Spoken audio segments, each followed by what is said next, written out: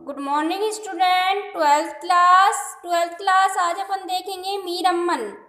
तो देखिए मीर अमन के बारे में देखते हैं। मीर अमन का नाम मीर अमान अली था। देखिए मीर अमन का पूरा नाम क्या था? मीर अमान अली था।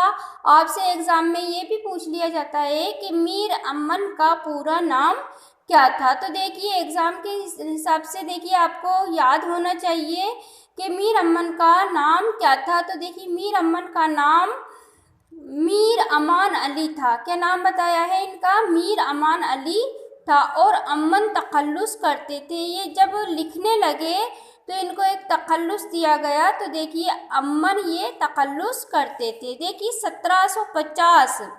1750 में दिल्ली में पैदा हुए।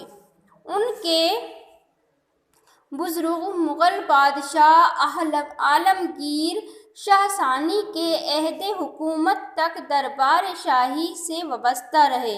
यानी कि जब आलमगीर शाहसानी का ज़माना था उस वक्त तक इनके जो वालिद थे वो दरबार शाही से वाबस्ता रहे। और खानाजाद, देखिए खानाजाद मोरसी मनसब दार कदीमी कहलाए।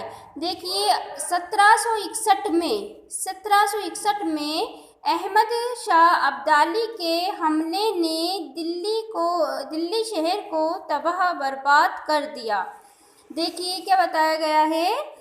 1761 में अहमद शाह अब्दाली के हमले ने, देखिए 1761 में अहमद शाह अब्दाली आया और उसने दिल्ली के ऊपर हमला कर दिया और दिल्ली को तबाह बर्बाद कर दिया।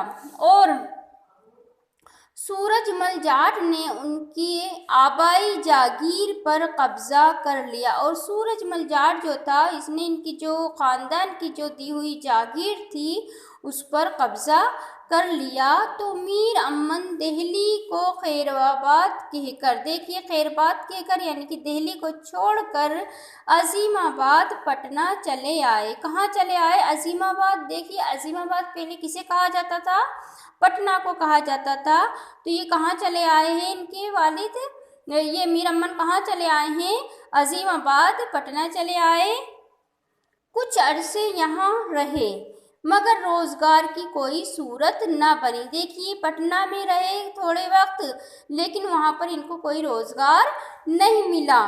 तो आखिर कलकत्ता पहुँचे। फिर कहाँ चले गए? ये पटना को छोड़कर कलकत्ता चले गए। कलकत्ता पहुँचे, कुछ वक्त बेरोज़गारी में गुजारा।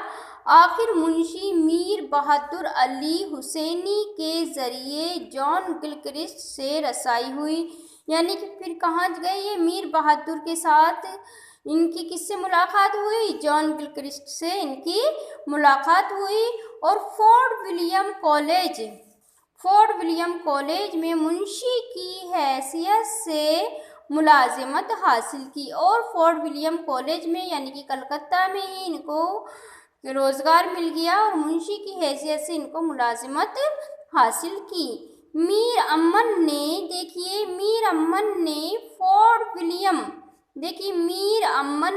फोर्ट विलियम कॉलेज के उर्दू ज़बान के शुबे के सदर जॉन गिलक्रिस्ट की फरमाइश पर, देखिए जॉन गिलक्रिस्ट ने इनको मुंशी बना दिया और फिर जॉन गिलक्रिस्ट ने इनसे कहा कि आप क्या करें, अंग्रेज़ अफसरों को उर्दू सिखाने के लिए फ़ारसी किस्सा चार दरवेश का तर्जुमा बागो बहार के नाम से किया। तो देखिए उस वक्त क्या थे, अंग्रेज़ हिंदुस्तान में आ गए थे लेकिन हिंदुस्तान के में इनकी जो लैंग्वेज थी तो इनको समझने में बहुत परेशानी आती थी। तो इन्होंने जॉन गिलक्रिस्ट ने की फरमाइश पर अंग्रेज़ अफसरों को उर्दू सिखाने लगे। और अंग्रेज़ अफसरों को क्या सिखाने लगे? ये उर्दू सिखाने लगे। सिखाने के लिए फ़ारसी किस्सा चार दरवेश, देखिए फ़ारसी के अंदर था ये किस्सा चार दरवेश। कौन सी लैंग्वेज में था? फ़ारसी लैंग्वेज में था। तो चार दरवेश का तर्जुमा किसके नाम से कर रहे हैं? ये बागो बहार के नाम से कर रहे हैं। देखिए बागो बहार ये बहुत ज़्यादा इम्पोर्टेंट है और इससे रिलेटेड आपको एग्ज़ाम के अंदर सवाल मिलते हैं, बहुत ज़्यादा امپورٹنٹ ہے۔ تو دیکھیے باغ و بہار کے نام سے کیا یہ ترجمہ 1802 میں مکمل ہوا۔ تو دیکھیے یہ ترجمہ کب تیار ہو گیا تھا؟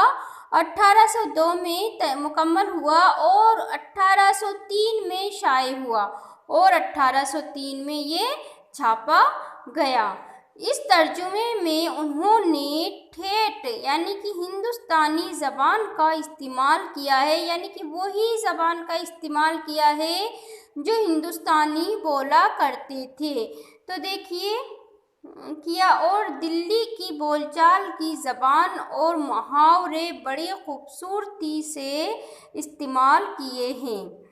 میر امن نے لکھا ہے کہ باغ و بہار کی زبان وہی ہے۔ کیا بتا رہے ہیں؟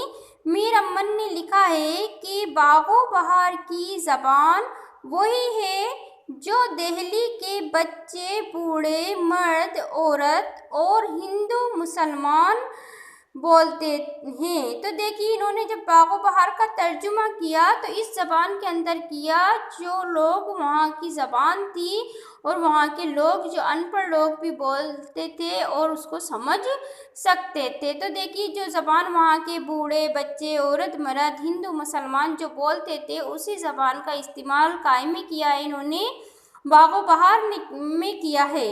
میر امن سے پہلے دیکھیے باغ و بہار کا ترجمہ یعنی کہ ان سے میر امن سے پہلے بھی کوئی کر چکے تھے، ان کا نام دیا جا رہا ہے اور آپ کے سوال بھی آ جاتا ہے کہ میر امن سے پہلے باغ و بہار کا ترجمہ کس نے کیا؟ تو دیکھیے ان سے پہلے میر امن سے پہلے میر عطا حسین خاں تحسین کیا نام دیا ہے اس میں؟ میر عطا حسین خاں تحسین بھی نو طرز مرثیہ کے نام سے اس قصے کا ترجمہ کر چکے تھے، یعنی کہ میر امن نے تو باغ و بہار کے نام سے کیا ہے اور میر عطا حسین تحسین نے اسی کا ترجمہ نو طرز مرثیہ کے نام سے کیا ہے۔ یہ بھی آپ کے یہ سوال بن کے آ جاتا ہے کہ نو طرز مرثیہ کس نے لکھی تھی؟ تو دیکھیے میر عطا حسین تحسین نے لکھی تھی۔ تو یہ ایسے سوال ہیں جو آپ کے ایگزام کے اندر خاص کر پوچھ لیے جاتے ہیں۔ تو دیکھیے کر چکے تھے۔ اب دیکھیے لیکن اس کی زبان بہت مشکل تھی۔ دیکھیے یہ کیوں نہیں چل سکا؟ میر عطا حسین تحسین نے جو نو طرز مرثیہ کا ترجمہ کیا تھا یہ اس لیے زیادہ مشہور نہیں ہوا، مقبول نہیں ہوا کیونکہ یہ ان کی زبان جو تھی وہ بہت زیادہ مشکل تھی۔ تو دیکھیے لیکن اس کی زبان بہت مشکل تھی، لیکن میر امن نے اس قصے میں نہایت آسان اور صاف بول چال کی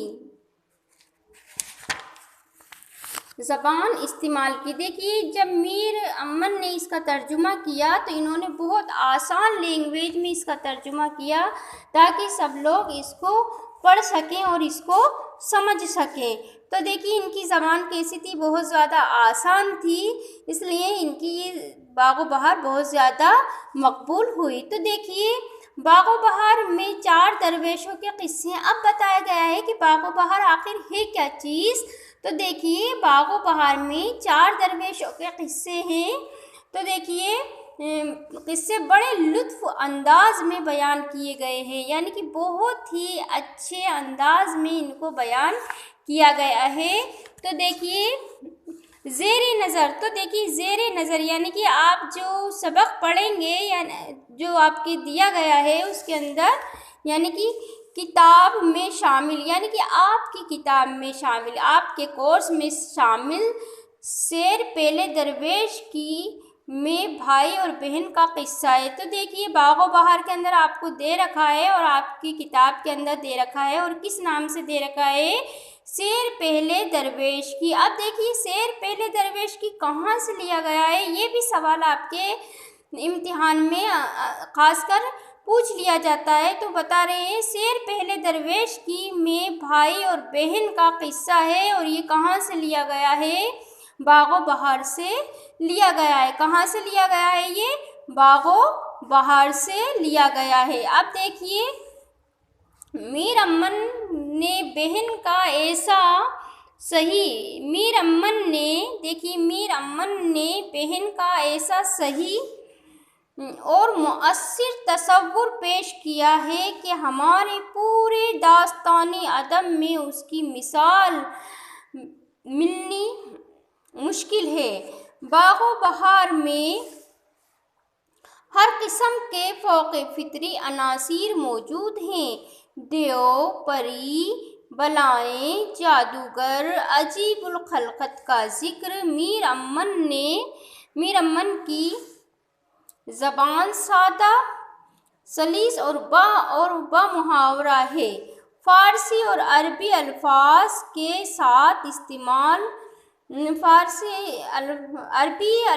ساتھ ساتھ ہندی الفاظ بھی نگینے کی طرح جڑے ہوئے ہیں۔ دیکھیے باغ و بہار میں اس زبان کی تہذیب و معاشرت کی عکاسی بھی کی گئی ہے۔ اس میں اخلاقی رنگ بھی ہے اور حسن و عشق کی رنگینیاں بھی ہیں۔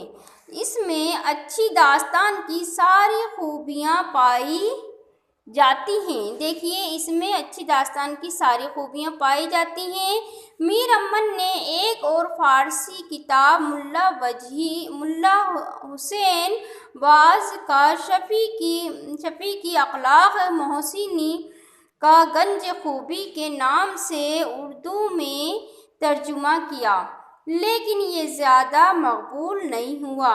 1837 میں میر امن کا انتقال ہو گیا۔ تو دیکھیے یہ تھے اپنے میر امن، اور میر امن بہت زیادہ امپورٹنٹ ہے اور آپ کو ان کی حالات زندگی یعنی ان کا تعارف یاد ہونا چاہیے۔ ان کے تعارف کے بارے میں یہ بہت زیادہ ایگزام میں آپ سے پوچھ لیا جاتا ہے۔ تو یہ تھا ان کا انٹروڈکشن۔ تو دیکھیے آگے کلاس میں اپن پڑھیں گے شعر پہلے درویش کی۔